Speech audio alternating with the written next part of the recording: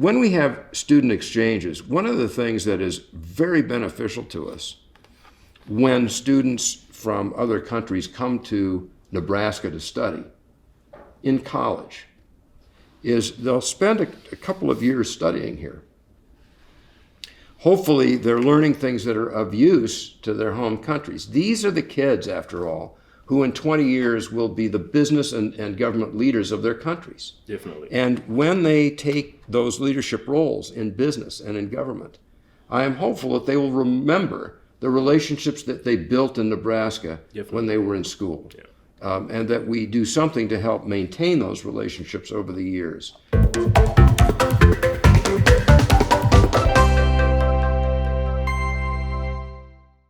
Welcome to Marco LaRock TV. My name is Marco LaRock. I'm your host for Inside a Great Mind, where we interview entrepreneur, leaders, achievers for the purpose to inspire and inform you.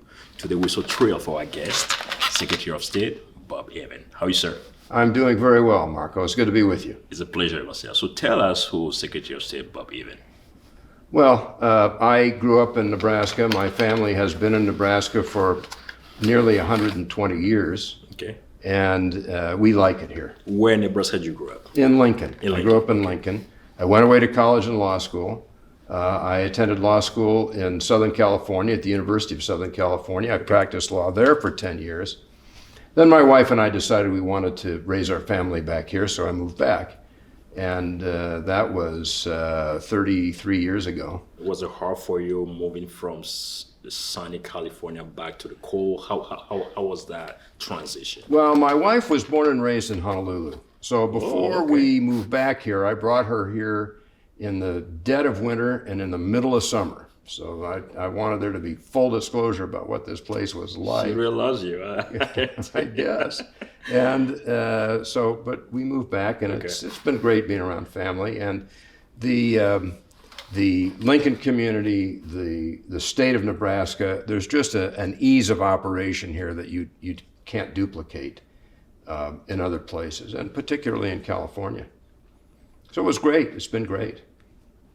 So you were in the law, and then you transitioned to become a Secretary of State. So what triggered you to start doing politics? I've been involved in politics in one way or another for many, many years. Yeah. My interest started in education, public education. So I was very active in citizen participation with the public schools, almost from the time we moved back, more than 30 years ago. I also have been active over the years in the Nebraska Republican Party that started with the support of particular candidates. It all started with candidates. Then in 2005, Governor Heineman appointed me to the State Board of Education. Okay. I served there for 8 years. I was elected in 2008, and I served through 2012. Then I took a pause. I worked in my law practice, and when John Gale, who was the Secretary of State before me, decided he wasn't going to run again. He was in office for something like 19 years. Did a very good job. He was a very good Secretary of State. He decided he wasn't going to run again. I was at a point in my law practice where I could get involved in electoral politics in that way, and so I did. So how's it like for you now, being Secretary of State? It's a great job. Okay. I really enjoy the job. I hope that's okay. Yeah. Whether I'm doing a good job or not is for the people of the state of Nebraska to decide. I am running for re-election. I'll be up for re-election next year. Okay. So as your department, what are the things that a Secretary of State does? What are they? And you have different things that you get. Can you please elaborate on all those different? Sure. Things? The Secretary of State has a whole basket of responsibilities. It's across a very wide spectrum. Of course, the Secretary of State is the chief election officer of the state. The Secretary of State also sits on the Pardons Board. The Pardons Board exercises the power of clemency, executive clemency. Often governors do this. The President of the United States can pardon people. In Nebraska, it's a 3-member pardons board. The governor, the Attorney General and the Secretary of State. So that's an important function. Definitely. The Secretary of State is the chair of the Nebraska Real Estate Commission and the Debt Collector Licensing Commission. And the Secretary of State issues truth and deception licenses.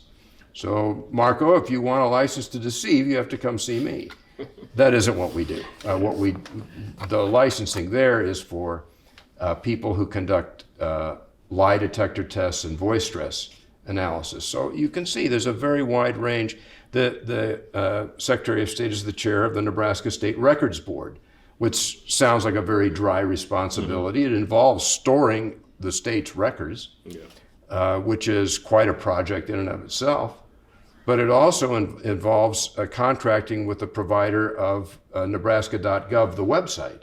So we are the state's primary contractual contact with the company that operates the state website. Okay. I chair that board by statute. But there's another responsibility that is interesting. Not that the others aren't. Okay. And that is that the Secretary of State of Nebraska, by statute, is required to promote international trade, promote international commerce, and promote internationally an educational and cultural exchange in coordination with the governor. So one of the Secretary of State's statutory responsibilities is to promote international trade.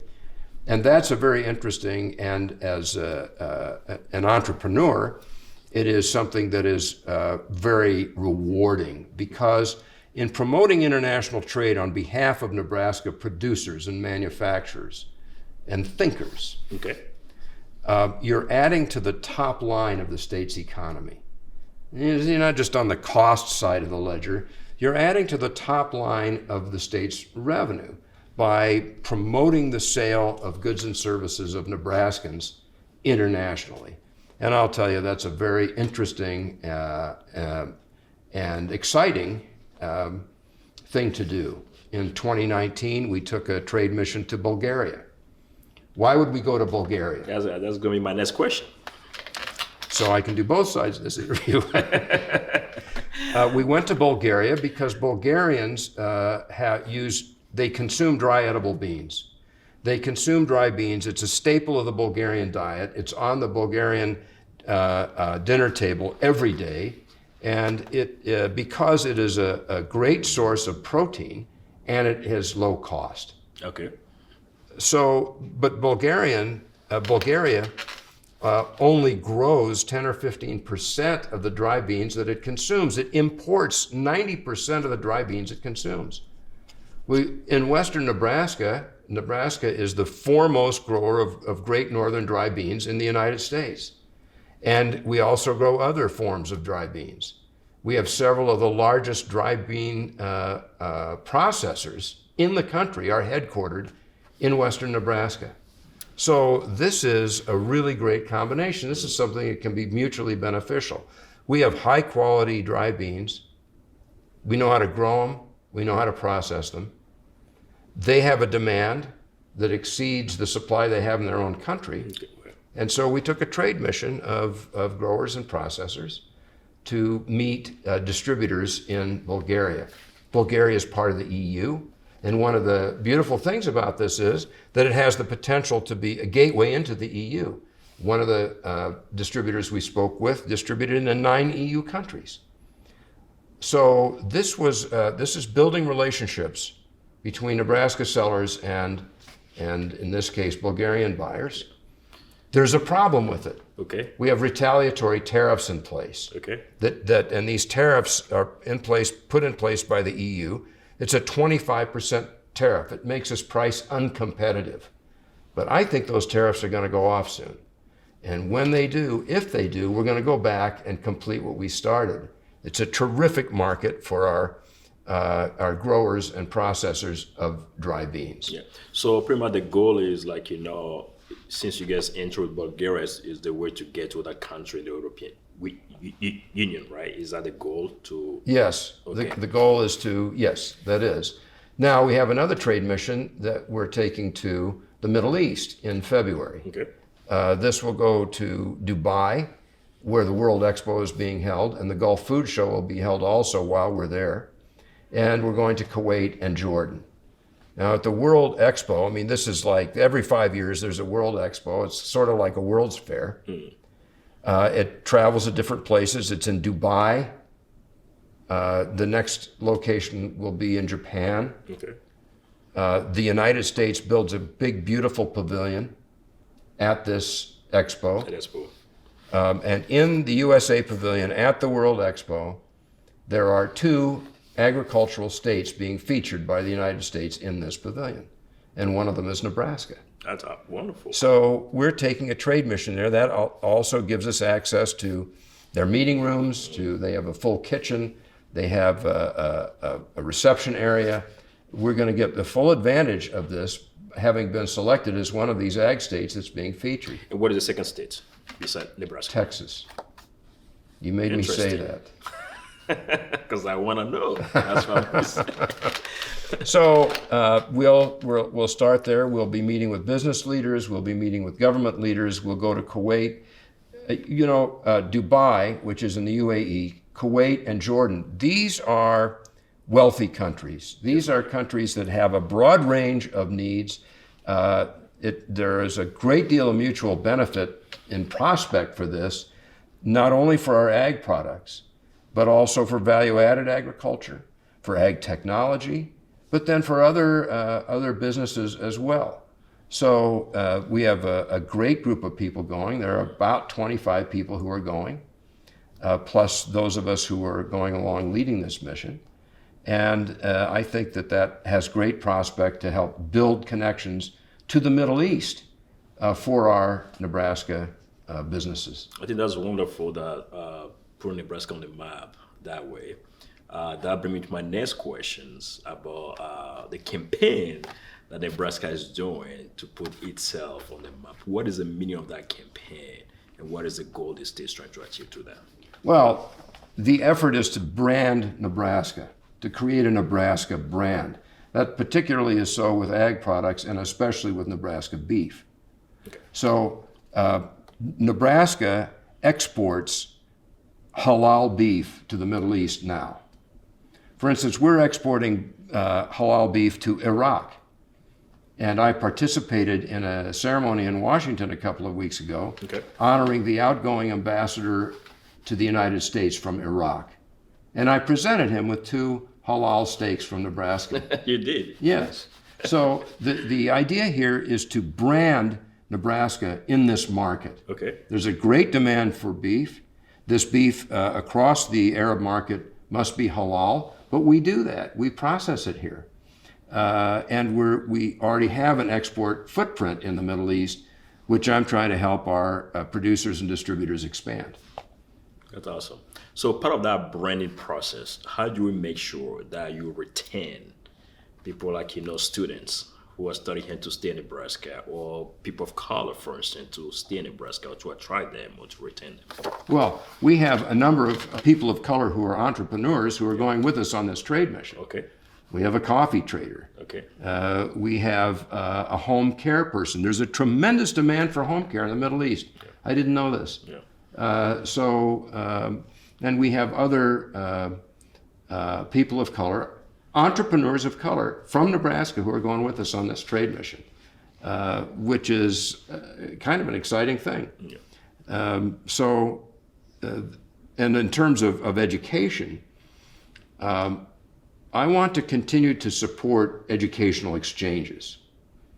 The American University in Iraq, Baghdad, is a new university that is going to be interested potentially in exchanges. And I want to get our university administrators and faculty connected up with this school to see whether there's a way, particularly in the ag sector, whether there's a way, but not limited to that. Medicine is another big area where there's a tremendous need and interest in the Middle East. So when we have student exchanges, one of the things that is very beneficial to us when students from other countries come to Nebraska to study in college is they'll spend a couple of years studying here. Hopefully, they're learning things that are of use to their home countries. These are the kids, after all, who in 20 years will be the business and government leaders of their countries. Definitely. And when they take those leadership roles in business and in government, I am hopeful that they will remember the relationships that they built in Nebraska when they were in school. Yeah.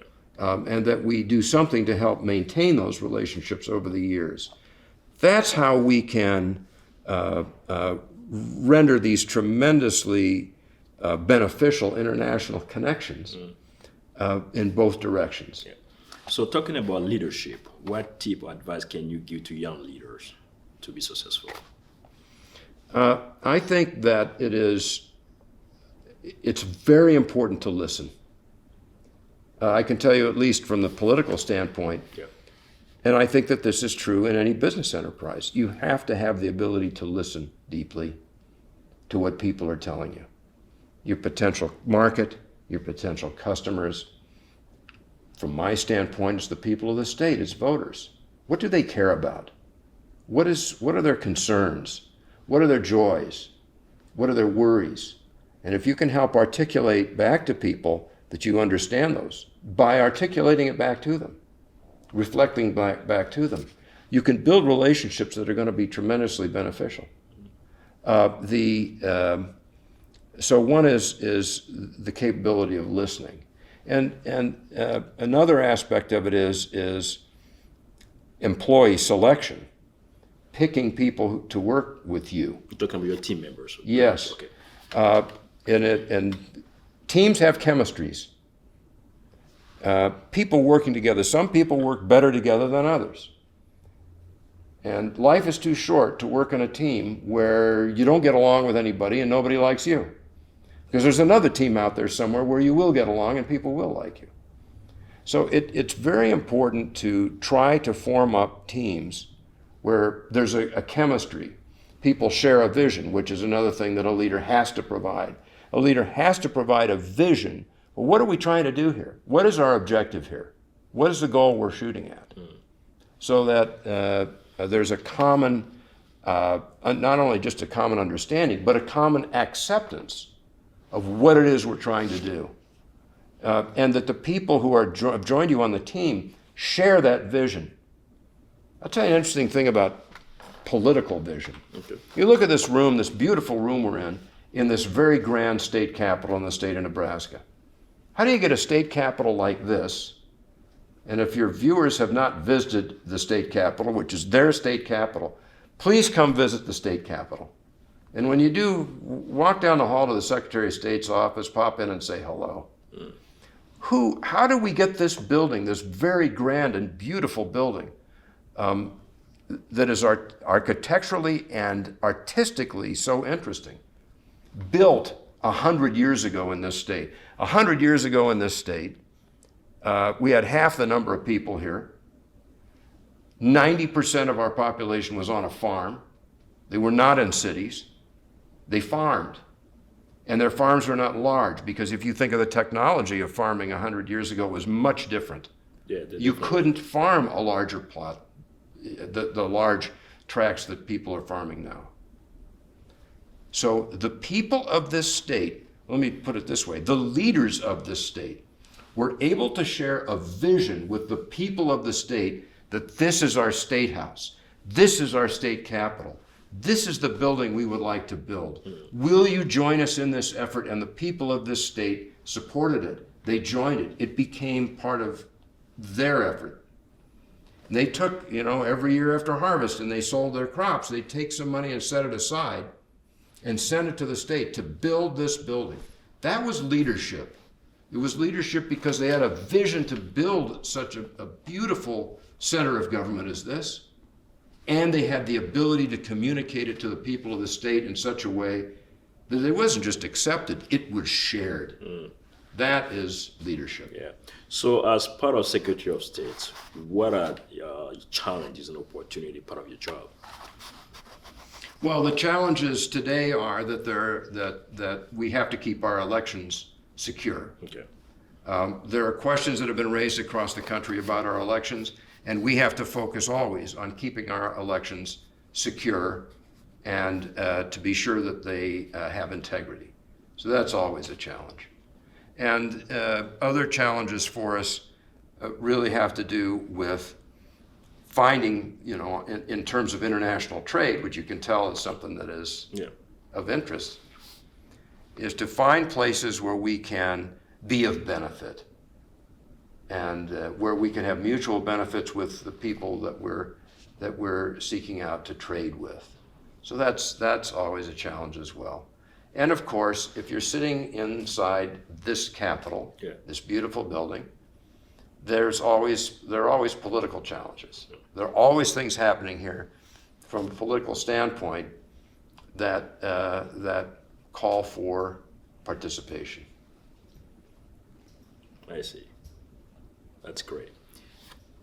My fun question. Okay. You ready for We'll it? see if it's fun. If you were to be an animal, which animal would you be and why? Which animal would I be and why? Yes. Well, the first thing that comes to mind is I would be a lion because I would just as soon be the king of beasts. I see. If you're giving me the choice. Yeah, I see.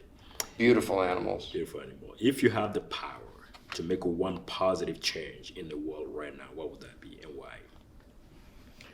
Well, I need two. But the first is the elimination of hunger.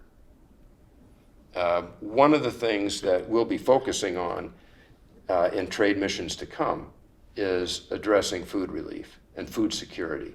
And it isn't just sending, we can send our commodities and sell them, which we do, and Nebraska can feed the world. Our farmers are the best farmers in the world. Our ranchers are the I best love how ranchers. you say that very proudly. That's Well, really it's cool. true. It's not. It's true. And and our people are very open about sharing what they know about how to produce crops, how to raise livestock. We want to share that knowledge so that we're not just feeding people, which we do and we will continue to do, but also so that people have the benefit of greater technologies in order to help them feed their own people. You can't learn if you're hungry. It's very hard to sustain economic activity if you're hungry. And it's very hard to sustain political stability, which underpins growth, if your people are hungry.